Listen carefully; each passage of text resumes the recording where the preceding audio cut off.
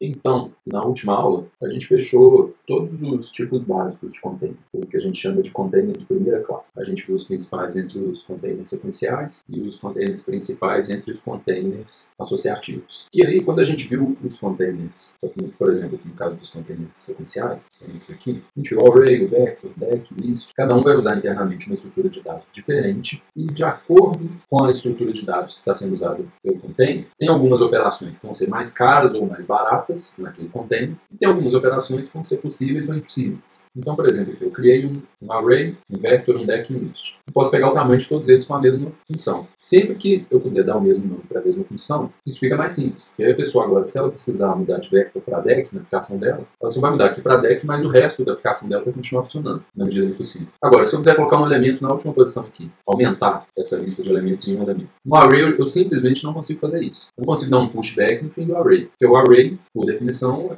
é um arranjo fixo, de tamanho fixo que a gente está querendo. Então, se não tem tamanho fixo, não tem como colocar um elemento no fim da sequência. Mas para todos os outros, eu dou pushback e coloco o valor, no caso aqui 6. Se eu olhar o tamanho aqui, tamanho 5850, e depois do pushback, 5961. Ou seja, o array não aumentou, mas os outros aumentaram em 1. Se eu quiser colocar um elemento no começo da sequência, no array de novo, não tem como fazer isso. Ir lá e fazer esse push front no array, porque ele tem tamanho fixo. No vector, eu posso colocar um elemento no começo da sequência, mas eu não consigo fazer isso em custo constante. Então, a maneira de colocar um elemento no começo de um vector é eu pedir vector, insert, coloca para mim na primeira posição o elemento 6. Esse insert ele é diferente do push front, né? O insert está deixando claro para mim que não tem como colocar um elemento direto na primeira posição do vector. Então ele está falando, se você quiser colocar na primeira posição, realmente você tem que usar o insert normalmente e falar para colocar na primeira posição, porque ele vai ter que empurrar todo mundo para frente. O vector poderia, se quiser, ter uma função push front, onde ele lá dentro faria exatamente isso, que é colocar na primeira posição e empurrar os outros elementos para frente. Mas isso seria enganoso, porque isso poderia dar a entender que eu posso dar o push front no vector também em tempo constante. Eu não posso. Então, se eu quiser colocar na primeira posição do vector, eu tenho que usar o insert, como se eu estivesse colocando em qualquer outra posição. Para o deck e para o list, eu consigo colocar na primeira posição com o push front. Aqui nos subscritos, eu posso fazer um loop e acessar o meu arranjo na posição 0, 1, 2, 3. Aqui é a mesma coisa, na posição 0, 1, 2, 3, todos eles. Mas com o list eu não posso. Por quê? Porque o list é baseado em nó. Então, se ele me desse a opção de acessar o list aqui pelo subscrito, ele estaria sendo enganoso também. Ele estaria dando a entender que eu consigo acessar direto aquela posição, com acesso aleatório. E eu não consigo. Eu só vou conseguir acessar os elementos do list através dos iteradores, porque ele é baseado em nó. Uma outra coisa que vocês vão ver que aqui a ideia está me dando, não chega a ser um erro, mas é uma sugestão. Quer dizer, por favor, use um for baseado em intervalo. Esse é um caso clássico onde for baseado em intervalo é melhor, e inclusive vai funcionar para o list. E, então, se eu trocasse aqui, ele corrigiria assim para mim. E ele deixaria a intenção desse código mais clara também. Mas como aqui eu estou usando isso simplesmente, principalmente para dar o exemplo, aí eu quero fazer por subscrito justamente porque é um exemplo, mesmo que seja um exemplo de uma coisa que nós fazer. Eu posso fazer colocar um comentário aqui e pedir, ó, não precisa me avisar para modernizar esse tipo de loop. Segunda maneira, seriam os iteradores. E aí o iterador é ótimo por quê? Porque ele vai funcionar para qualquer tipo de container.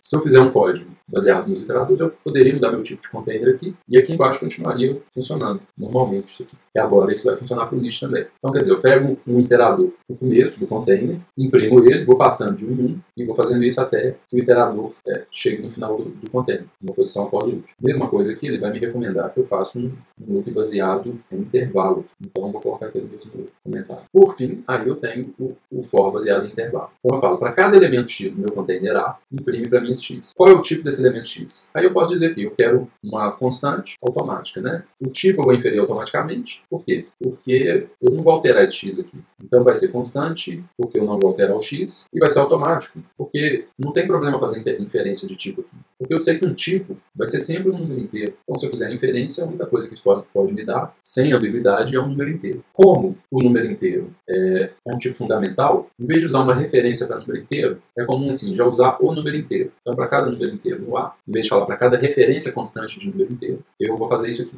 E aí é muito comum fazer isso para tipo fundamental, porque o tipo fundamental, ele normalmente vai ser menor do que a própria referência. Porque a referência ainda tem que guardar o endereço da memória. Então, como o tipo é fundamental, eu já digo aqui que eu quero para cada número inteiro do arranjo A. E não para cada referência para um número inteiro no arranjo A. O próprio número inteiro já vai ser menor que a própria referência. Se eu quiser aqui, eu não preciso nem desse constante mais também, porque agora o número inteiro ele está fazendo uma cópia, então fácil alterar ou não, essa cópia não vai ficar. Mas o padrão mesmo de loop, se eu quiser for range para qualquer container, para o A, para o V, o padrão mais comum é const alto item. É isso que vai funcionar para qualquer tipo de container também, independente do que tiver dentro dele. Mas o que a gente está reparando aqui? Que essas limitações que eu tenho em cada tipo de container, elas são limitações das estruturas de dados. Então aqui, por exemplo, eu não posso colocar um elemento no fim no arranjo estático, porque simplesmente ele tem tamanho fixo. Não é uma limitação que eu estou criando para representar alguma coisa. É uma limitação que eu estou criando porque realmente a estrutura de dados não me permite fazer isso. Mesma coisa aqui o push front, mesma coisa aqui no caso que eu não posso fazer o subscript. Eu não consigo usar o subscript para um list, porque a estrutura de dados realmente não me permite fazer isso. Mas, além desses containers aqui, né? Isso aqui a gente chama de containers de primeira classe. Depois a gente tem os adaptadores de container. Então, container adapters. O adaptador de container é o quê? Ele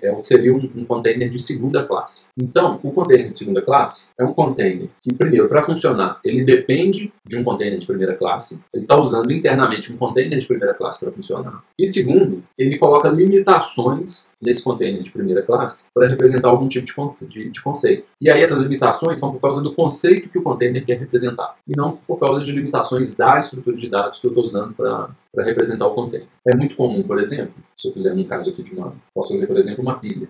Então, std stack, criei uma pilha S. Viria aqui, chamaria stack. Uma pilha de números inteiros, a gente vai ver os detalhes dessa estrutura melhor depois, mas basicamente ela tem uma função para colocar na pilha e para tirar da pilha. E a gente pode representar isso como se a gente estivesse colocando elementos no final de uma lista ou tirando elementos do final de uma lista. Então, a pilha vai depender de uma outra estrutura dessas aqui, de um vector, de um deck ou de um list, que internamente vão estar representando a pilha, e nessa pilha eu posso colocar ou tirar do fim da pilha. Porém, a pilha tem uma limitação, se eu vou mexer de um lado de uma pilha. Então eu posso vir numa pilha e fazer assim, S, push. Não é push back nem push front, é push, porque na pilha, eu coloco na pilha, eu tiro da pilha. Não existe, se eu não estou mais representando uma lista, de modo geral, se eu estou representando só uma pilha, não existe numa pilha o conceito colocar no começo ou colocar no final, porque aí seria uma lista. Então quando eu dou o push, eu não tenho mais push front e push back. É uma limitação que eu tenho dentro da estrutura de dados que eu estou usando para representar a pilha, porque a estrutura de dados poderia fazer muito mais que isso, dar um push front ou push back, ela não precisaria dar push só de um lado. Porém, para o conceito de pilha, essa é uma limitação importante, senão não seria uma pilha.